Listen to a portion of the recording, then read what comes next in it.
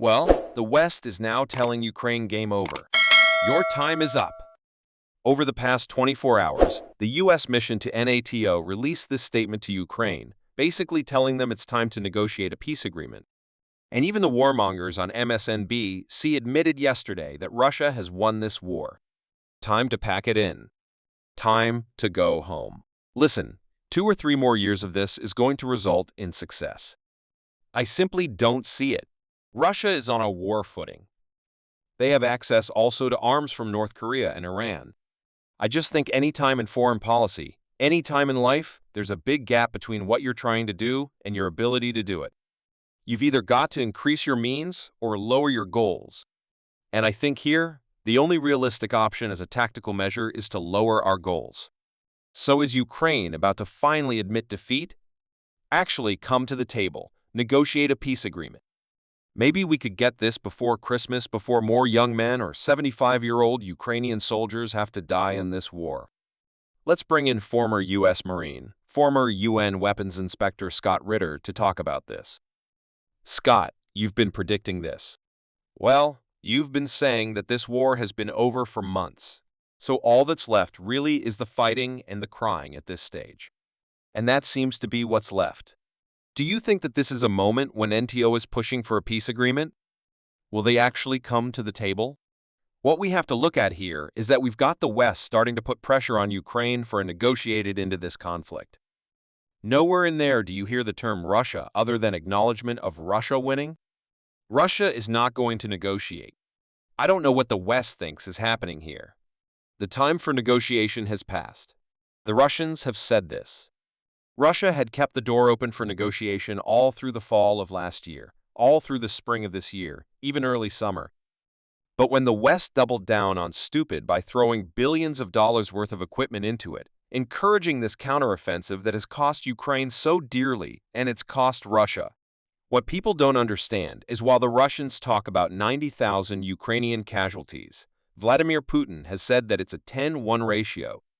That's 9,000 Russian casualties. 9,000. That's not a drop of a bucket. This is just the counteroffensive we're talking about. The 90,000, that's right. We're not talking about the whole war, which by some estimates could be between 30,000 and 40,000 Russian dead, maybe 100,000 Russian casualties overall. Russia is not going to disgrace the sacrifice made by those soldiers by going to a negotiation with Ukraine. There will be no negotiation. I've said this all along. It will be a Battleship Missouri moment. Ukraine will be given an opportunity to come to a table and sign a document that has been prepared by Russia, which outlines its demands, not requests, demands regarded. Now Russia will be very reasonable. People say, how do you know? Well, one only has to take a look at the negotiated agreement they came to back in March of 2020, which could have stopped this war, by the way, could have ended it on 1 April. 920,000 Ukrainian troops would be alive today. 20 million Ukrainians would not be displaced from their homes. Children would have schools to go to. An economy might be functioning. But no, Ukraine threw it away at the behest of the West. Russia will never offer those terms again.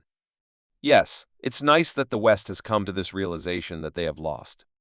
What they have done is sacrificed Ukraine. They've used Ukraine as a tool. That tool is no longer useful, and they're seeking to discard it in a way that's convenient for the West. The other thing is, Zelensky, I don't believe, is capable of a negotiation. He has poured so much political capital into this stance that he will somehow be the messiah that saves Ukraine, that with his leadership, the Ukrainian army can recapture the lost territory. All that's happened is that he has subjected Ukraine to even more death, destruction. I think Zelensky is going to have to go for there to be any chance of conflict termination. We see this already happening within Ukraine. The split between Zelensky and his senior military, including General Zaluzny, is real. Zelensky is taken to ostracizing Zaluzny, warning him not to get involved in politics. But Zelensky is an isolated man. If you look at the videotape of him sitting alone with the American delegation led by Lloyd Austin, the literal crazy look on his face as he talks about Joe Biden's birth. This is a man who is totally out of touch with reality. I think he's the problem now. I think what we're looking at right now is the West setting the conditions for the removal of Zelensky. Once you remove Zelensky, then you can get somebody who will be willing to approach the table of surrender because that's where we're at right now. This will not be a negotiated settlement. This is a surrender, unconditional surrender of Ukraine to Russia. Fascinating. Over the past 24 hours, we've also seen out of Ukraine that, well, according to RT today, Ukraine is concerned by Western push for peace talks, according to this story, that they are specifically saying that this is irrational. This idea of the West is now calling for peace, basically calling it irrational and an irrational fear of Russia and Ukraine. These people that are surrounding Zelensky, are they delusional? You have this Alexei Danilov, the Secretary of Ukraine's National Security Service, saying that this is irrational, that we should be fearful of Russia, and the West must keep supporting Kiev if it wants to keep ruling the world, basically a threat to the United States. Your time is up unless you support Ukraine. Well, this is part of the arrogance of the Zelensky regime, but you can't blame them. They have been coddled by the West into believing they are the most important nation in the world, that the world revolves around Ukraine. If you go back and listen to the statements made by Jens Stoltenberg, the Secretary General of NATO, that a defeat is a defeat for NATO, that this is an existential struggle of the West against Russia. That's how the West has justified this conflict from the very beginning, especially in terms of the counteroffensive. Ukraine was foolish enough to believe this, to believe that they are that important. But as I have said from day one, Ukraine is not important.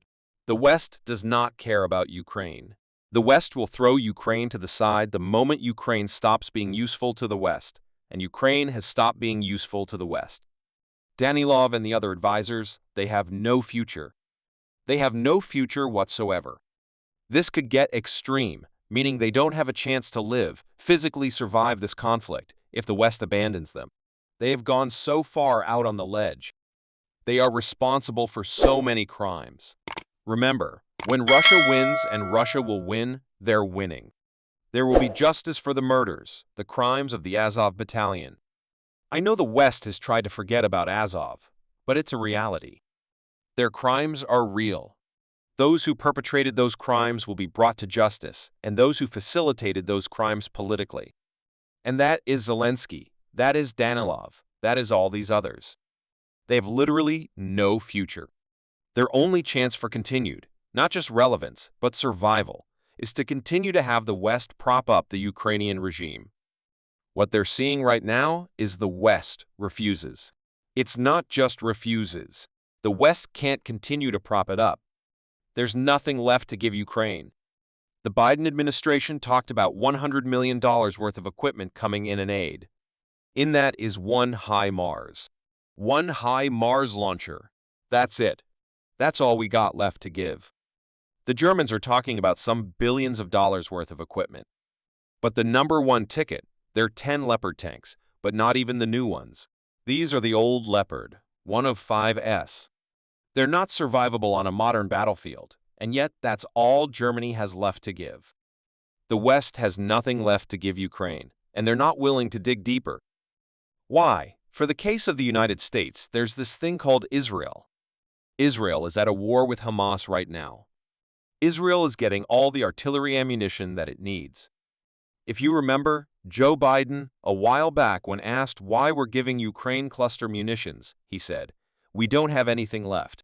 Now put yourself in the Ukrainian shoes, and they said, "Well, wait a minute.